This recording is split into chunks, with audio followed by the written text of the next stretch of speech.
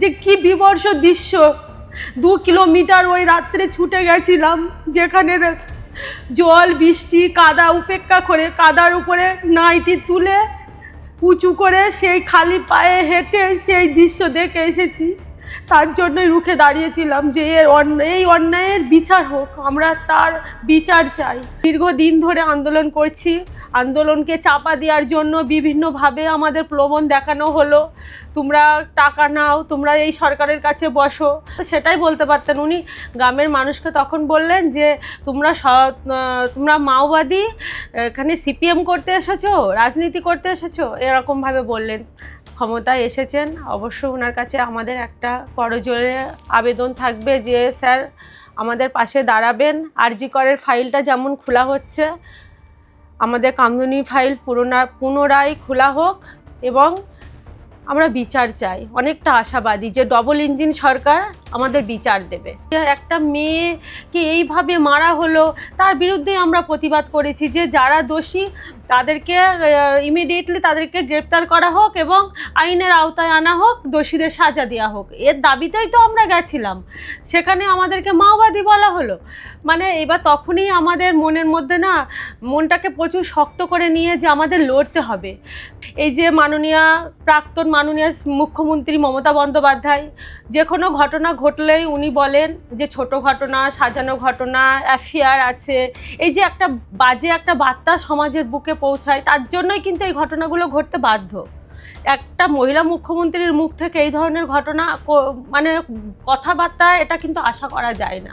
আমার হাজব্যান্ড ভেড়ি চাষ করেছিল কয়েক বিঘে, মাছগুলো 2 মাস মানে 2-4 দিন পর মাছগুলো তোলা হবে। রাতের মধ্যে সেই ভেড়ি সমস্ত লুট করে নিল দাদা, পুরো লুট করে নিল টিএমসির লোক। নমস্কার, এই সময় লাইভে আপনাদের স্বাগত। আমি শিলাদিত্য। কামদুনির প্রতিবাদী, কামদুনির ঘটনা, ধর্ষণ এবং তারপরে মৃত্যুর ঘটনা। বারবার করে অভিযোগ উঠেছে, রাজ্য উত্তাল হয়েছে, বিচারের দাবিতে রাস্তায় আদালতে বারবার করে দৌড়েছেন তারা। সাধারণ মানুষ থেকে শুরু করে প্রতিবাদের মুখ মৌসুমী কয়াল এবং টুম্পা কয়াল, সঙ্গে মাস্টারমশাই প্রদীপ বাবুও ছিলেন। আর আজ আমাদের স্টুডিওতে এই মুহূর্তে রয়েছে মৌসুমী কয়াল। মৌসুমী, স্বাগত জানাচ্ছি। মৌসুমী, 2013 ঘটনা, 2013 পর অনেকগুলো দিন কেটে গেছে। যে সময়ের ঘটনা, তারপরে সে সময় যে সরকার ছিল তৃণমূল কংগ্রেসের সরকার, মুখ্যমন্ত্রী তৎকালীন মমতা বন্দ্যোপাধ্যায় যান কথা বলতে, সেই সময়ে তোমরা প্রতিবাদ জানিয়েছিলে। তারপরও প্রতিবাদ চলছে এবং নানান বক্তব্য সামনে এসেছে। তারপর সরকারের পরিবর্তন হয়েছে, পরিস্থিতি বদলেছে বলে মনে হয় না? পরিস্থিতি দেখুন, 2013 7ই জুন যখন আমরা আমাদের বোনের যে ডেড বডিটা পেয়েছিলাম, সেই সময় সেই রাতের কথা আমরা এখনও ভুলতে পারি না। যে যখন দেখেছিলাম তার ওই বিবর্ষ দেহটাকে ছিন্ন বিচ্ছিন্ন করে তার পা দুটো চিরে তাকে মেরে দেওয়া হয়েছে। তো যখন ওই রাতে আমরা ওই ডেড বডি দেখি, তো সেই দিন থেকে মানে আমাদের একটা দীর্ঘ প্রতিজ্ঞা ছিল যে আমরা বিচার ছিনিয়ে আনবই। লড়াই আমাদের যদি লড়তে হয় শাসকের বিরুদ্ধে, তাও লড়বো, কিন্তু বিচার আমাদের চাই। তো আমরা সেই রাত্রে যখন ডেড বডিটা তুলবে বলে ঠিক করেছিল পুলিশকে সঙ্গে সঙ্গেই মানে বলা হয়েছিল যে ডেড বডি ওখান থেকে নিয়ে চলে আসার কথা, কিন্তু আমাদের গ্রামের সমস্ত মানুষ বলেছিল না, মিডিয়া আসবে তারপর আমরা এই ডেড বডিকে ছুঁতে দেব, তাছাড়া আমরা দেব না। তো সেই রাত্রে আমাদের গ্রামের সমস্ত মানুষ আমরা ওই ডেড বডি নিয়ে রাস্তায়, ছেলেরা ছিল সেই রাতে। তারপরের দিন সকালে আমরা ছোট ছোট ডিমের পেটিতে লিখেছিলাম দিদি বিচার চাই। মানে যেহেতু আমরা একজন নারী মুখ্যমন্ত্রীকে পেয়েছি, অনেক মানে প্রাউড ফিল করতাম যে না, আমরাও একজন নারী, আমাদের রাজ্যের যিনি ক্ষমতায় আছেন তিনিও একজন মুখ্যমন্ত্রী, তিনিও একজন মহিলা। তো অনেক আশা, অনেক প্রত্যাশা নিয়ে পরের দিন থেকে আমরা ওই ছোট ছোট ডিমের পেটিতে লিখেছিলাম যে দিদি বিচার চাই, আপনি আমাদের গ্রামে আসুন। প্রত্যেকটা কাগজে একই লেখা ছিল, আমরা বিচার চাই, আপনি গ্রামে আসুন। 13 দিন ধরে এই লড়াই আমরা চালিয়ে গেছিলাম। রাজারহাট, তখন আমাদের থানা ছিল বারাসাত থানা, বারাসাত থানা থেকে শুরু করে 13টা দিন কোর্ট থেকে শুরু করে পুরো সমস্ত গ্রামবাসীগুলোকে একত্রিত করে নিয়ে আমরা বড় বড় যেহেতু ছোট ছোট গাড়িতে অত লোকজন ধরবে না বলে আমরা মেট্রো ভাড়া করতাম, সবাইয়ের প্রত্যেকের কাছ থেকে 10 টাকা 20 টাকা করে নিয়ে আমরা এইভাবে কোর্টে যেতাম, আমরা এইভাবে থানা ঘেরোয়া করেছি, আমরা এইভাবে বিডিও অফিস ঘেরোয়া করেছি, বিডিওকে বার করে এনেছি যে কেন আমাদের এই রাস্তাঘাটে এখনও লাইট জ্বলেনি, আমাদের স্কুলটা কেন এখনও উন্নয়ন হয়নি, কেন এই গ্রাম থেকে মেয়েরা বাইরে যেতে গেলে তার আজকে রেপ হতে হয়, তাকে খুন হতে হয়, মার্ডার হতে হয়। এই নিয়ে আমরা বিডিওর সামনে গিয়েও আমরা প্রতিবাদ করেছি, থানার সামনে গিয়েও প্রতিবাদ করেছি। দীর্ঘ 13 দিন যখন আমরা লড়াই করলাম, 13 দিনের মাথায় আমাদের গ্রামে আসলেন মহিলা মুখ্যমন্ত্রী। এটা আমাদের প্রত্যেকেই জানেন, রাজ্যবাসী দেশবাসী, যে কি ঘটনা ঘটেছিল। তবুও আমি পুনরায় আরেকবার, যেহেতু নতুন সরকার এসছে, একটু সবাইকে সচেতন করার জন্য আমি এই কথাগুলো আবার পুনরায় আমি তুলে ধরছি। তৎকালীন মুখ্যমন্ত্রী, মহিলা মুখ্যমন্ত্রী মমতা বন্দ্যোপাধ্যায় যাওয়া এবং ঠিক কি হয়েছিল? তারপর 13 দিনের মাথায় যখন মমতা বন্দ্যোপাধ্যায় আমাদের গ্রামে আসলেন, আমাদের কাছে কোনো খবর ছিল না যে উনি আসছেন। উনি যখন আমাদের গ্রামে প্রায় ঢুকে এসছেন, তখন আমরা মিডিয়া পারপাস আমরা খবর পেলাম যে তোমাদের ওখানে মুখ্যমন্ত্রী ঢুকছেন। মানে ওনার কাউকেই জানানো হয়নি যে হঠাৎ করে মমতা বন্দ্যোপাধ্যায় আমাদের গ্রামে আসছেন। তারপরে কি বলুন তো, কিছু মানুষ ছুটে গেছিল, যেহেতু গ্রামের মধ্যে একজন মুখ্যমন্ত্রী আসছে, তাকে দেখার জন্য পাশের গ্রাম থেকেও মানুষ ছুটে এসছে যে দেখবো দিদিকে সামনে থেকে। স্বাভাবিক, এটা ছুটে এসছে। সেরকম গ্রামের মানুষ যারা আমরা দীর্ঘ 13 দিন ধরে লড়ছি, যাকে আমরা কাছে চাইছিলাম আমাদের দাবিগুলো জানাবো বলে, তাকে কাছে পেয়েছি, তাকে আমরা সমস্ত মনের কথা খুলে বলবো, এটাই তো স্বাভাবিক। তখন গ্রামের মানুষ সবাই তার পিছনে ছুটে গেলেন। যাওয়ার ফলে উনি পরিবারের সাথে কথা বলার পর বলল দেখা করবে আলাদাভাবে, দেখা করার এইসব আমরা পাশে আছি, এগুলোই আর কি উনি প্রতিশ্রুতি দিয়ে উনি বেরিয়ে গেলেন। যাওয়ার পর তখন মানুষ পিছনে ছুটে যাচ্ছিল যে দিদি আমাদের কথা শুনুন, দিদি আমাদের কথা শুনুন। প্রত্যেকে প্রায় 2 কিলোমিটার আমরা ছুটে গিয়েছিলাম, যে আমরা কিছু স্মারকলিপি তৈরি করেছিলাম যে দিদি যখন আসবেন ওনার হাতে আমরা তুলে দেব। তো আমরা যাওয়ার পর উনি সেখানে গাড়ি আছে, গাড়ির ভিতরে একটা পা আর বাইরে একটা পা দিয়ে রীতিমতো গ্রামের মানুষের সাথে দেখবেন কিছু মানুষ আছে যারা হাঁস মুরগি নিয়ে দেখবেন প্রচুর ঝগড়া টকরা করে গ্রামের মধ্যে, ঠিক সেই রকমভাবে উনি আর কি এক পা হচ্ছে গাড়ির ভিতরে এক পা বাইরে, ওইভাবে শাড়িটা এমনভাবে ধরে নিয়ে গ্রামের মানুষের সঙ্গে রীতিমতো তর্ক বিতর্ক ঝগড়া হচ্ছে। আমরা একটু পিছনের দিকে আছি, কিছু মহিলা ওনাদের সামনে গেছে, আমি টুম্পা দুজনেই ছিলাম। তো এরকম তর্ক বিতর্ক হতে হতে উনি আমাদের যে দাবিগুলো সেটার প্রতিশ্রুতি না দিয়ে উনি বলতেই পারতেন যে তোমার দোষীদের সাজা হবে, দৃষ্টান্তমূলক সাজা হবে, আমরা পাশে আছি। এই প্রতিশ্রুতিগুলো সাধারণত প্রত্যেক নেতামন্ত্রীই দেন, তো সেটাই বলতে পারতেন। উনি গ্রামের মানুষকে তখন বললেন যে তোমরা মাওবাদী, এখানে সিপিএম করতে এসেছো, রাজনীতি করতে এসেছো, এরকমভাবে বললেন। তো সেই সময় আমরা ভোটার হয়নি, ভোটও দেয়নি আমরা কেউ, আমি টুম্পা দুজনেই ভোট দেওয়া হয়নি, ভোটার হয়নি যখন ভোটটা দেবো কিভাবে। তো সেখানে রাজনৈতিকের রং লাগিয়ে দেওয়া হলো। তারপর দিয়ে উনি যখন বেরিয়ে গেলেন, নিউজের মাধ্যমে দেখছি লিখে দিচ্ছে মৌসুমী কয়াল মাওবাদী, টুম্পা কয়াল মাওবাদী, এইভাবে। তখন গ্রামের খুব সাধারণ গৃহবধূ, অল্প বয়স, খুব ছোট বয়সে বিয়ে দেওয়া হয়েছিল, তো অতটা রাজনীতি সম্পর্কে সচেতন ছিলাম না, বা এই মাওবাদী জিনিসটাও অতটা সচেতন ছিলাম না। খুব কান্নাকাটি করছি, কিছু মানুষ এসে বলছে মাওবাদী কি জানিস, ওই সব জঙ্গলে টঙ্গলে থাকে, এইসব বন্দুক পিস্তল নিয়ে থাকে, তারা জানিস, এই বলেছে। ওর খুব কান্না করছি যে একটা মেয়েকে এইভাবে মারা হলো, তার বিরুদ্ধে আমরা প্রতিবাদ করেছি যে যারা দোষী তাদেরকে ইমিডিয়েটলি তাদেরকে গ্রেপ্তার করা হোক এবং আইনের আওতায় আনা হোক, দোষীদের সাজা দেওয়া হোক। এর দাবিতেই তো আমরা গেছিলাম, সেখানে আমাদেরকে মাওবাদী বলা হলো। এবার তখনই আমাদের মনের মধ্যে মনটাকে প্রচুর শক্ত করে নিয়ে যে আমাদের লড়তে হবে।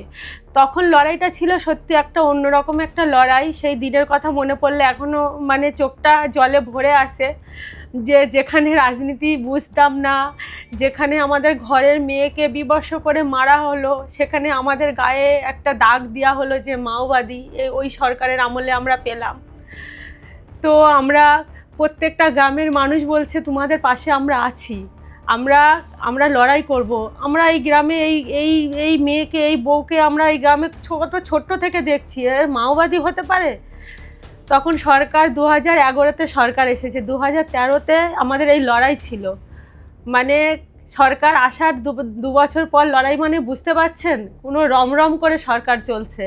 ক্ষমতার বিশাল দম্ভ, সেই সময় ক্ষমতায় এসছে একটা 34 বছরের সরকারকে ফেলে দিয়ে ক্ষমতায় আসা মানে প্রত্যেকটা মানুষই, তারা গ্রাম থেকে শহর সবাই প্রত্যেকে মানে এই সরকারেরই ভক্ত।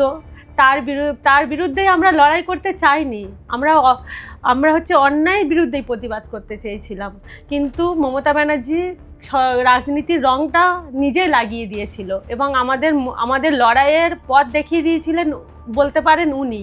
কারণ আমরা যখন ছোট ছিলাম, আমার বাবা কাকাদের দেখেছিলাম সারাদিন না খেয়ে দেওয়াল লিখছে। যে কার দেওয়াল লিখছে? মমতা ব্যানার্জির দেওয়াল লিখছে। আমার বাড়িতে আমার মায়ের সাথে না আমার বাবার প্রচুর ঝামেলাও হতো যে তুমি খাবে না, এখন কটা বাজে, বাড়িতে এসছো? তখন বলবে দিদির দেওয়াল লিখছিলাম। আমার বাবা বলতেন দিদির দেওয়াল লিখছিলাম। আমার মামা ছিলেন মানে দিদি ভক্ত হেবি, এবং গ্রামের সভাপতি, তারপরে প্রধান, সব মানে আমার বাবার বাড়ির সব আর কি টিএমসি ভক্ত ছিলেন। আর আমি শুধু এই অন্যায়ের বিরুদ্ধে প্রতিবাদ করেছিলাম। তো তখন আমাকে সব চ্যানেলে দেখাচ্ছে যে আমাকে মাওবাদী বলল। আমার বাবা, আমার কাকারা, আমার পরিবার, আমার মামা, মানে প্রত্যেকেই বলছে কেন এই অন্যায়ের বিরুদ্ধে প্রতিবাদ করছিস? তুই কি পাবি? সরকার সবে এসেছে, তার এই রক্তচক্ষুকে উপেক্ষা করে আন্দোলন করতে পারবি? আমার বাবা বলল ক্ষমা চেয়ে উঠে আয়, এই সরকারের বিরুদ্ধে লড়া অতটা সহজ নয় রে। আমি তখন আমার বাবাকে বলেছিলাম যে বাবা, আমি কিন্তু সরকারের বিরুদ্ধে লড়তে যাইনি, আমি অন্যায়ের বিরুদ্ধেই প্রতিবাদ করেছিলাম যে একটা মেয়েকে তাকে রেপ করে তার পা দুটো চিরে তাকে বিবর্ষ করে মারা হয়েছে। কোন মা, কোন বাবা, কে এই এই এই এই দৃশ্য দেখলে কোনো দিন সে চুপ থাকতে পারবে? তোমরা ডেড বডিটা দেখোনি বাবা, আমরা ওই ডেড বডি দেখেছিলাম ওই রাতে, যে কি বিবর্ষ দৃশ্য। 2 কিলোমিটার ওই রাত্রে ছুটে গেছিলাম, যেখানে জল বৃষ্টি কাদা উপেক্ষা করে, কাদার উপরে নাইটি তুলে উঁচু করে সেই খালি পায়ে হেঁটে সেই দৃশ্য দেখে এসেছি। তার জন্যই রুখে দাঁড়িয়েছিলাম যে এই অন্যায়ের বিচার হোক, আমরা তার বিচার চাই।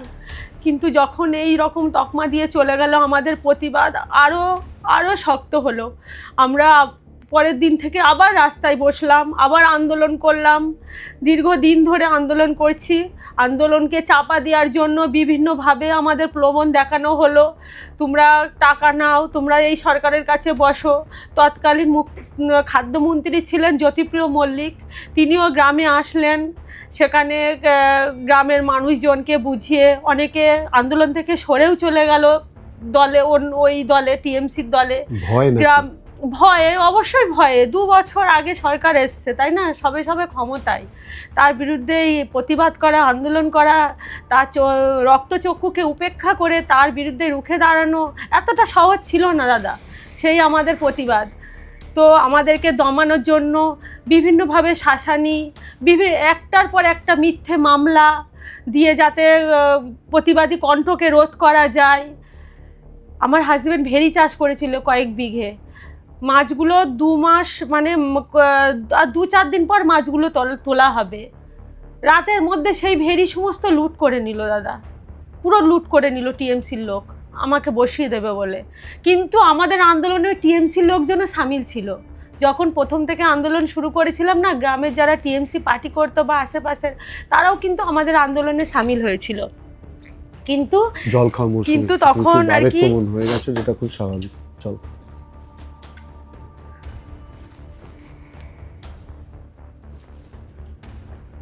থ্যাংক ইউ দাদা।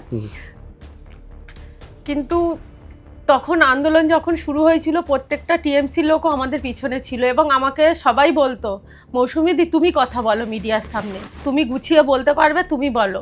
আমাকে এগিয়ে দেওয়া হয়েছিল। যে আমাদের গ্রামের যে সভাপতি সেই সময় ছিল সোনা ঘোষ, আমাকে প্রত্যেক পদে উনি বলতেন তুমি কথা বলো, তুমি এগিয়ে যাও। আমাকে সবাই এগিয়ে দিয়েছে। আমি এখনও তাদের কাছে সত্যি কৃতজ্ঞ যে তারা আমার এগিয়ে দিয়েছিল এই অন্যায়ের বিরুদ্ধে রুখে দাঁড়ানোর জন্য। কিন্তু পরবর্তীকালে যখন এই সরকারের মিথ্যা মামলা একটার পর একটা, রাতের মধ্যে ভেরি লুট, মানে সব কিছুকে আমাদের কণ্ঠকে রোধ করে দেওয়ার জন্য বিভিন্নভাবে শাসানি, তারপরে গ্রামের মানুষ ভয় পেতে শুরু করলো, পাতে সর্বত্র যাতে মেরে দেয়। হ্যাঁ, যেভাবে হোক এদেরকে বসাতে হবে, এদেরকে মানে যে করে কথা বলতে দেওয়া যাবে না, মিডিয়ার সামনে আসতে দেওয়া যাবে না। এমনকার গ্রামের মধ্যে মিডিয়া যাচ্ছিল, মিডিয়াগুলোকেও বলা হতো যে তোমরা এখানে আসবে না বা তোমাদেরকে বাইট দেবে না কেউ, এইভাবে ধুমকি দেওয়া হতো। কিন্তু ওই 2013 সালে সমস্ত মিডিয়ারাও আমার সাথ দিয়েছিল, এটা আমার বলতেই অন ক্যামেরায় এতটুকু দ্বিধাবোধ নেই। প্রত্যেকটা চ্যানেল থেকে, প্রত্যেকটা নিউজ পেপার থেকে আমাদেরকে সাথ দিয়েছে যে না, এটা অন্যায় হচ্ছে। তো এই একটার পর একটা শাসানি, তার জন্য গ্রামের সাধারণ মানুষ তারা খেতে হয়। খাজনা ছিল, খাজনা বন্ধ করে দেওয়া হচ্ছিল যারা আমাদের সাথে ছিলেন। তো অনেকে ভয় পেয়েও তাদের কাছে নত হয়েছে, সেটা আমি জানি। কিন্তু আমাদের তো নত হওয়ার কোনো জায়গা ছিল না, তাই না? আমার বাবা মামা গ্রামের মানুষ যখন বলেছিল ক্ষমা চাও, ক্ষমা চেয়ে উঠে আসো, আমি তখনই আমার বাবাকে বলেছিলাম যে না, ক্ষমার কোনো জায়গায় হয় না। আর যদি আমার ঘরের কোনো মেয়ে হতো, আমি এই জায়গায় কি ক্ষমা চেয়ে ঘরে বসে যেতে পারতাম? আর যে হবে না তার তো কোনো গ্যারান্টি নেই। তো এর বিরুদ্ধে তারপরে এত বড় আন্দোলন আরজিকর নিয়ে হয়ে গেল। হ্যাঁ, কামদুনির পর park street, Gede, Gaighata, RG Kar, Kasba college, বিভিন্ন ঘটনা ঘটে গেছে। তারপরে এখানে তো বিচার হয়নি, তাই না? রাজ্যে যদি বিচার হতো, দৃষ্টান্তমূলক সাজা হতো, এই যে প্রাক্তন মাননীয় মুখ্যমন্ত্রী মমতা বন্দ্যোপাধ্যায় যে কোনো ঘটনা ঘটলেই উনি বলেন যে ছোট ঘটনা, সাজানো ঘটনা, অ্যাফেয়ার আছে, এই যে একটা বাজে একটা বার্তা সমাজের বুকে পৌঁছায়, তার জন্যই কিন্তু এই ঘটনাগুলো ঘটতে বাধ্য। একটা মহিলা মুখ্যমন্ত্রীর মুখ থেকে এই ধরনের ঘটনা, মানে কথাবার্তা, এটা কিন্তু আশা করা যায় না। তো সেই দীর্ঘ লড়াই, তারপরে বিচার যখন আমরা পেলাম না, মমতা বন্দ্যোপাধ্যায় বললেন 15 দিনে চার্জশিট হবে, 30 দিনে সাজা ঘোষণা হবে। কিন্তু আমরা সাধারণ মহিলা হলেও আইন নিয়ে হয়তো আমরা পড়িনি, কিন্তু আইনের কিছু অংশ হয়তো মানুষের মুখে শুনেছি যে 15 দিনে চার্জশিট গঠন করা যায় অবশ্যই পুলিশ চাইলে, কিন্তু 1 মাসে কোনোদিনও সাজা ঘোষণা করা যায় না। এখানে একটা আইন আছে, আইনের রুলসও আছে। উনি সেটাই বলে এসেছিলেন, আমরা বিশ্বাসও করেছিলাম। কিন্তু তারপরে দেখলাম না, দোষীদের ধরাও হচ্ছে না, তারা খোলা ময়দানে ঘুরে বেড়াচ্ছে। আমাদের আন্দোলন আরও তীব্র হলো। আমরা প্রত্যেকটা মানুষ অন ক্যামেরায় আমি বললাম যে বুদ্ধিজীবীরা কোথায়, তারা কেন আমার পাশে দাঁড়াচ্ছেন না। তো সেই সময় সমস্ত বুদ্ধিজীবীদেরও পাশে পেয়েছিলাম, সেটা এখন না বললে হয়তো ভুল হবে। তারপরে যখন হয়তো টিএমসি সরকারের ক্ষমতা যখন ছিল, বুদ্ধিজীবীরা একে একে তাদের হয়েই কথা বলা শুরু করলো। তাদেরকে পরে আর পেলাম না পাশে, কিন্তু আগে পেয়েছিলাম। মহিলা সমিতির সমস্ত মহিলারাও আমাদের পাশে দাঁড়িয়েছিলেন দীর্ঘদিন। তো সমস্ত মানুষকেই পেয়েছিলাম এই দীর্ঘ আন্দোলনে। আমি একটুখানি আটকাচ্ছি, এই যে ধরো মাওবাদী তকমা মৌসুমী, এটা কতটা আঘাত লেগেছিল যখন তুমি বুঝতে পারলে মাওবাদী কাকে বলে? হ্যাঁ, সেই যখন ফার্স্ট টাইম যখন মাওবাদী বলেছিল, তো বাড়ির বড়দেরকে জিজ্ঞাসা করছিলাম যে মাওবাদী কাকে বলে। বড়রা বলছিল যে এইগুলো হচ্ছে মাওবাদী, এই করে। তখন প্রচণ্ড কান্নাকাটি করছিলাম, বাড়ি থেকে আর বেরোতে দিতে চাইছিল না। কিন্তু আমার শাশুড়ি মা ছিলেন, তিনি এখন স্বর্গবাসী। আমার শাশুড়ি মা বলেছিলেন, যখন অন্যায়ের বিরুদ্ধে প্রতিবাদ করেছো, একজন মেয়ে হয়ে আরেকজন মেয়ের পাশে দাঁড়িয়েছো, তখন পিছানোর দরকার নেই। অন্যায় হয়েছে তো তার বিরুদ্ধে আমার বৌমা প্রতিবাদ করেছে, এটা আমার শাশুড়ি মা সবসময় বলতেন। আমি যখন মানে কোথাও যেতাম, কোনো স্টুডিওতে, আমার হয়তো ফিরতে দেরি হতো, মিটিং মিছিলে যেতাম, ফিরতে দেরি হতো, আমি দেখতাম আমার শাশুড়ি মা ওই গেটের কাছে চুপচাপ বসে আছে, হয়তো একটু আলু সিদ্ধ ভাত রান্না করে। অনেক রাত হয়ে যেত, ফিরতাম, বলতো যে খেয়ে নাও, রান্না করে রেখেছি খেয়ে নাও। আমি বলতাম মা কী রান্না করেছো? তখন বলতো আলু সিদ্ধ ভাত রান্না করেছি, খেয়ে নাও। এত রাত হলো, রাত হয়েছে, অনেকটা দূর ছিল তো প্রোগ্রাম, মিটিং মিছিল করতে, লোকজনের সাথে কথা বলতে। ও ঠিক আছে খেয়ে নাও, কালকে কোনো প্রোগ্রাম আছে? আমি বলতাম হ্যাঁ কালকেও আছে, খেয়ে শুয়ে পড়ো, অনেক রাত হয়ে গেছে, আবার সকালে তো উঠতে হবে।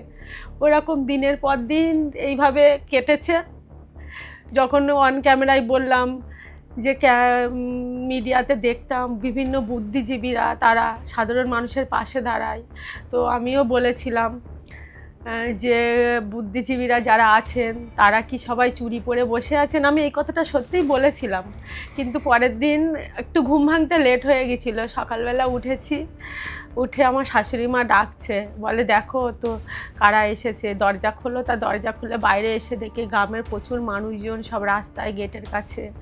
তো দেখলাম এসে বাদশা মৈত্র, কৌশিক সেন, তারপরে হচ্ছে সমীর রাইচ, বোলান গঙ্গোপাধ্যায়, মীরাতুন নাহার, প্রত্যেকে আমার পাশে দাঁড়িয়েছে, এসে দাঁড়িয়েছে। ওনার গেট খুলে যখন ওনাদেরকে সব দেখলাম খুব ভালো লেগেছিল যে না আমার পাশে আছে। আমি তো অতি সাধারণ একজন মেয়ে, অন্যায় হয়েছে তার বিরুদ্ধে রুখে দাঁড়িয়েছি। তো প্রচুর মানুষ পেয়েছিলাম। তারপরে আস্তে আস্তে যখন সরকারের, দেখুন সরকারের হয়ে যখন যারা থাকে না তারা তো কাজ পায় না, যেটা বাদশা মৈত্র বলো, কৌশিক সেন বলো, তারা পাশে দাঁড়িয়েছে, প্রতিবাদ করেছে। তারপরে আস্তে আস্তে দেখলাম অন্যায়ের বিরুদ্ধেই থাকতে গেলে তারা তো কাজ পাবে না, যেগুলো পরে জানতে পারলাম। ওনাদেরকে ফোনও করতাম, আমি কথা বলতাম, মাঝে বিভিন্ন জায়গায় প্রোগ্রামও করেছিলাম, ওনাদেরকে পাইনি, আসতে পারিনি তারা, বাধ্যতামূলক। এটাও যে শাসনে থাকলে তাদের হয়েই থাকতে হয়, তাদের হয়েই কথা বলতে হয়, তা না হলে তারা কাজ পাবে না। একটা বলে হাত বাঁধা থাকে অনেকেরই। আর আমি তো অতি সাধারণ মানুষ, আমার প্রোগ্রামে আসলে তাদের হয়তো কাজও চলে যেতে পারে। মৌসুমী, তুমি আসতে অনেকবার পারে। বলছো যে তুমি সাধারণ মানুষ। আমার স্মৃতি যদি দুর্বল না হয়ে থাকে, মানে আমি তো প্রথম তোমার ইন্টারভিউ নিচ্ছি না বা তোমার সঙ্গে কথা বলছি না, তুমি, টুম্পা, মাস্টারমশাই প্রদীপ বাবু এবং আরও অনেকের সঙ্গে কথা বলা, গ্রামে যাওয়া, স্টুডিওয়ে আসা তো বটেই, দিনের পর দিন পর। সাধারণ যে নয় সেই জায়গা তো আজকে প্রমাণিত। হ্যাঁ, 13 বছর অপেক্ষা করতে হয়েছে। তুমি বলবে না যে কামদুনির জন্যই এই পুরো ঘটনা ঘটেছে? অনেকগুলো বিষয় তো জড়িয়ে রয়েছে, অনেকগুলো বিষয় যেগুলো মানুষ ধীরে ধীরে সহ্য করতে করতে করতে করতে করতে আর পারেনি, যখন সুযোগ পেয়েছে তখনই পরিবর্তন ঘটিয়ে দিয়েছে। সাধারণ মেয়ের এই যে লড়াই করার ঘটনা, আমিও সাধারণ মানুষ হয়ে আমি অন্তত কুর্নিশ জানাবো, আমি অন্তত এই আন্দোলনকে কুর্নিশ জানাবো। একেবারেই মাওবাদী তকমা, সিপিএম তকমা, কোনো তকমার ঊর্ধ্বে ওঠে তোমরা তো টানা লড়াই করে গেছো। মৌসুমী, প্রথম যে প্রশ্নটা করেছিলাম, আমি আলোচনাটার একেবারে শেষের দিকে যেটা নিয়ে আসবো, এক তো অবশ্যই তোমাদের সকলের লড়াই, কত মানুষ লড়াই করেছেন সেই কুর্নিশের জায়গা, সেই আন্দোলনের জায়গা। এখন সরকারের একটা পরিবর্তন হয়েছে, নতুন মুখ্যমন্ত্রী শুভেন্দু অধিকারী, যাদের পরপর অনেকগুলো গুরুত্বপূর্ণ সিদ্ধান্তের জায়গায় রয়েছে অবশ্যই করে মহিলাদের নিরাপত্তা। কেন বললাম? সেই জায়গায় দাঁড়িয়ে কামদুনিতে এখনো বিচারের জায়গায় তোমরা মুখ্যমন্ত্রীকে কি বলবে বা তুমি কি বলবে? কারণ ইতিমধ্যেই আমরা জানি জামিনে মুক্ত বেশ কয়েকজন। হ্যাঁ, যখন আমরা কোর্টে, ফাস্ট ট্র্যাক কোর্টে যখন দোষীদের 3 জনের ফাঁসির অর্ডার হয় এবং 3 জনের আমৃত্যু কারাবাস, তারপর ফাস্ট ট্র্যাক কোর্টকে চ্যালেঞ্জ জানিয়ে হাইকোর্টে সেই কেসটা আসামির পরিবার থেকেই যাওয়া হয়। তো আমরাও সামিল হই সেই কেসের এবং আমরাও সেখানে অ্যাপ্লাই করি। তো হাইকোর্টে দীর্ঘদিন কেস মামলা চলেছিল এবং আমি ভবানী ভবনেও দিনের পর দিন গেছি, সিআইডি অফিসারের সাথে কথাও বলেছি। ওনারা প্রত্যেকটা মুহূর্তে আমাদেরকে আশ্বাস দিয়েছিলেন যে সরকারি উকিল আছে, মমতা ব্যানার্জির ঘরের উকিল এসব যারা লড়ছে, তো আপনারা বিচার পাবেন। তো যখন সিআইডি বলতেন যে আমরা বিচার পাবো, আমরা সমস্ত প্রমাণ তো তাদের হাতে তুলে দিয়েছিলাম, বা ওনারাও তদন্ত করে যে প্রমাণগুলো পেয়েছিল। আমাদের 14 জন উকিল সেই সময় কিন্তু বদল করা হয়েছিল। ফার্স্ট যে উকিলগুলো ছিল তারা দীর্ঘদিন লড়েছিল, কিন্তু 14 জন উকিল যখন বদল করা হলো, আমাদের সাথে মানে এই সব উকিল তো সরকারি উকিল ছিল, এবং আমাদের সাথে যে উকিল দুজনা ছিলেন, জয়ন্ত নারায়ণ চক্রবর্তী এবং শীর্ষেন্দ্র সিংহ রায়, জয়ন্তনারায়ণ চট্টোপাধ্যায়, হ্যাঁ এবং চট্টোপাধ্যায়, শীর্ষেন্দু সিনহা, হ্যাঁ দুজনাই ছিলেন। তা দুজনে ওনারা কোনো টাকা পয়সা নিতেন না। ওনারা আইনের দিকটা তো আমরা অতটা হয়তো বুঝতাম না, আমাদেরকে বুঝিয়ে দেওয়া হতো। জয়ন্ত দা, শীর্ষেন্দ্র দা, আমরা দাদা বলেই ডাকতাম। তা বলতো, বোন এটা হবে ওটা হবে, এরপরে এই করতে হবে ওই করতে হবে, তোমাদেরকে ভবানী ভবনে যেতে হবে, এই ডকুমেন্টসগুলো আনতে হবে, যেহেতু সিআইডির কাছে এই সমস্ত আছে। তো আমরা যেতাম। আমরা প্রতি মুহূর্তে একটা মানে মনের মধ্যে আশা আকাঙ্ক্ষার সৃষ্টি হয়েছে আমাদের, যে আমরা বিচার পাবো। দিনের পর দিন কোর্টে হেঁটেছি বিচারের জন্য, জানেন আপনারা যে রাষ্ট্রপতির কাছে দ্বারস্থ হয়েছি, মানে কোথায় না যায়নি। তো তারপরে যখন রায় ঘোষণা হলো, দেখলেন আপনারা যে কিভাবে মানে ফাঁসির আসামিকে বেকসুর খালাস করে দেওয়া হলো।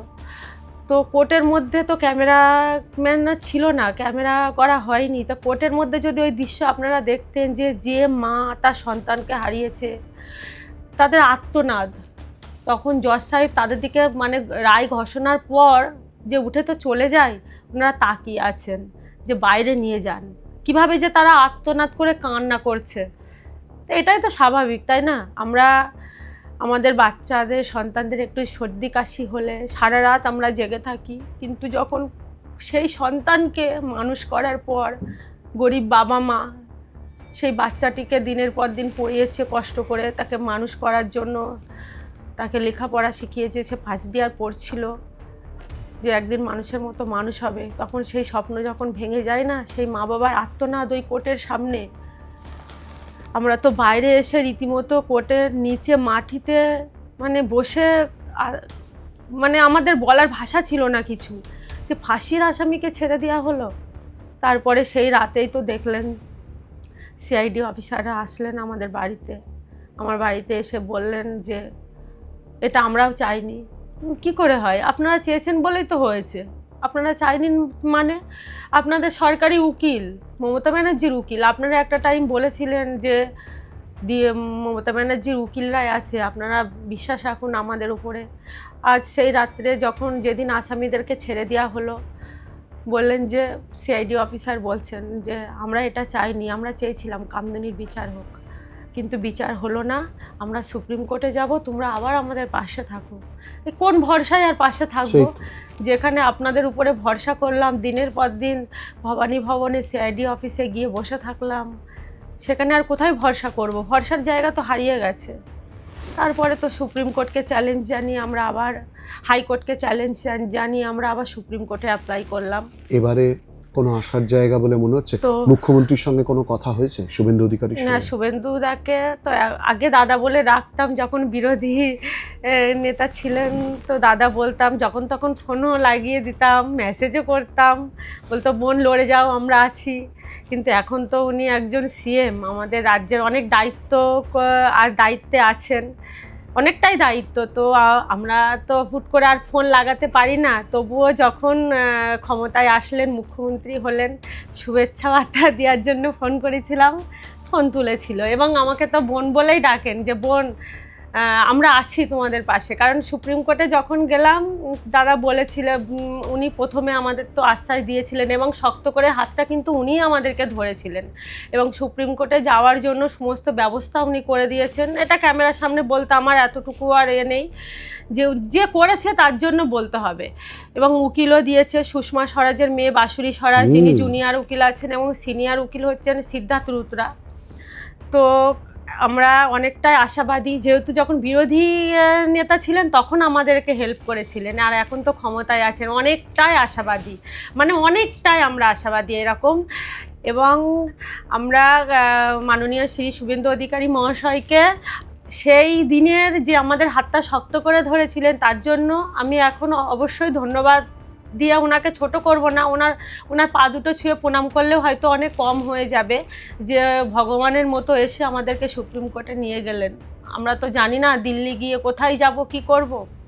তো এখন যখন ক্ষমতায় এসেছেন, অবশ্যই ওনার কাছে আমাদের একটা করজোড়ে আবেদন থাকবে, যে স্যার আমাদের পাশে দাঁড়াবেন। আরজি করের ফাইলটা যেমন খোলা হচ্ছে, আমাদের কামদুনি ফাইল পুনরায় খোলা হোক, এবং আমরা বিচার চাই। অনেকটা আশাবাদী যে ডবল ইঞ্জিন সরকার আমাদের বিচার দেবে, এটা আমরা পরিবার ওনার কাছে করজলের নিবেদন। এবং আমরা খুব তাড়াতাড়ি দাদার সাথে আমাদের একটা নবান্নে দেখা করার কথাও হচ্ছে। আমরা তাড়াতাড়ি ওনার সাথে বসবো, কথা বলবো এবং আমাদের কিছু ডকুমেন্টস আমরা আছে যেগুলো ওনার হাতে তুলে দেব। আরও অনেক কিছু আছে যেটা আমরা অন ক্যামেরায় বলতে পারবো না, এটা আইনের ব্যাপার। ঠিক আছে। এবং আমাদের রাজ্যের সভাপতি শ্রী শ্রমিক ভট্টাচার্য মহাশয় যখন আন্দোলন শুরু করেছিলাম, যখনই ওনাকে ডাকতাম ফোন করে, তখনই আমাদের যদি 10 জনের সভা হতো, উনি 10 জনের সভায় এসেও একটা মালা দিয়ে যেতেন আমাদের বোনের শুভেচ্ছা জানাতে। এবং যখনই ডেকেছি পেয়েছি, তো আমাদের ওনাকে অনেকটা ধন্যবাদ জানাই শ্রমিক ভট্টাচার্য মহাশয়কে। এবং আমাদের পাশে যারা ছিলেন মহিলা সমিতি থেকে শুরু করে বুদ্ধিজীবী সবাই আশা করি এখনও মন থেকে চাইছেন যে দোষীদের সাজা হোক, বিচার হোক। তো আমরা অনেকটাই আশাবাদী। নতুন সরকার এসছে, অনেক কিছু পরিবর্তন হয়েছে। সেই 13 বছরের মানে লক্ষ্মীর ভাণ্ডারকে উপেক্ষা করে, ভাতাকে উপেক্ষা করে মানুষ লক্ষ্মীর ভাণ্ডারকে ছুঁড়ে ফেলে নারী সুরক্ষাকে বেছে নিয়েছে মায়েরা, বোনেরা। এটা বাস্তব কথা যে 1500-1500 টাকার কথা কিন্তু মায়েরা ভাবেনি। তারা দুহাত ভরে এই ভারতীয় জনতা পার্টিকে আশীর্বাদ করেছে। তাই এই ভারতীয় জনতা পার্টি কিন্তু অনেক কিছুর মূল্য দিয়েই এসেছে, অনেক কিছুর মূল্যে। সেটা চাকরি থেকে, চাকরি দুর্নীতি হয়েছে, চাকরি থেকে শুরু করে ডিএ থেকে শুরু করে নারী সুরক্ষা থেকে শুরু করে এই সমস্ত পয়েন্টগুলো কিন্তু 1 নম্বর পয়েন্ট আজ রাজ্যে এসেছে যখন এই সরকার। তো এই সরকারের অবশ্যই একটা দায়িত্ব কর্তব্য যে নারী সুরক্ষা, দীর্ঘদিন ধরে যে নারী সুরক্ষায় ভুগছিল রাজ্যের মানুষ, নারীরা সুরক্ষিত থাকুক। অন্যায় যেগুলো চাপা পড়ে গেছিলো, ধামাচাপা, সেগুলো পুনরুদ্ধার হোক, বিচার হোক প্রত্যেকটা মামলা, প্রত্যেকটা কেসের।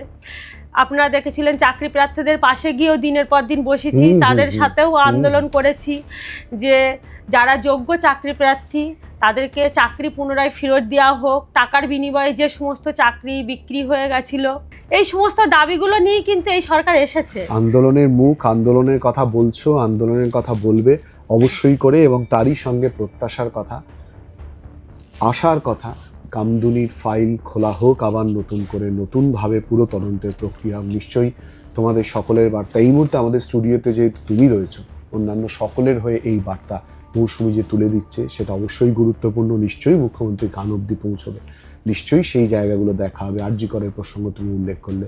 তবে মৌসুমি, আমাদের এই আলোচনা বা বক্তব্য শেষ করব একটাই কথা বলে, আবারও যেটা মধ্যিখানে বলেছিলাম, কামদুনির এই আন্দোলনে যারা লড়াই করেছেন, যারা আজও দাঁতে দাঁত চেপে লড়াই করে যাচ্ছেন, তুমি একটু আগে তোমার শাশুড়ি মার কথা বলতে গিয়ে চোখে জল ভরে এলো, বুঝতে পারছিলাম সেই পরিস্থিতি বা সেই রাতের ঘটনা যখন বলছিলে বারবার করে। আজও ভাবলে সত্যি মারাত্মক কষ্ট হয় এই সমাজে এই ঘটনা, বা মাওবাদী বলে দেগে দেওয়া কত বড় যন্ত্রণা, কত বড় দুঃখের। যে আশায় বুক বেঁধে রয়েছে সেই আন্দোলনের জায়গায় যাতে এগিয়ে যেতে পারো, যাতে সমাধান হয়, নিশ্চয়ই সবাই চাইবেন। এবং তারই সঙ্গে আলোচনা শেষ করব আবারও। ধন্যবাদ দিলে হয়তো ছোট হয়ে যাবে, আমি অবশ্যই করে আমাদের সংস্থার তরফ থেকে এই আন্দোলনকে আবারও কুর্নিশ তোমার মাধ্যমে জানালাম। ভালো থাকবে, সুস্থ থাকবে।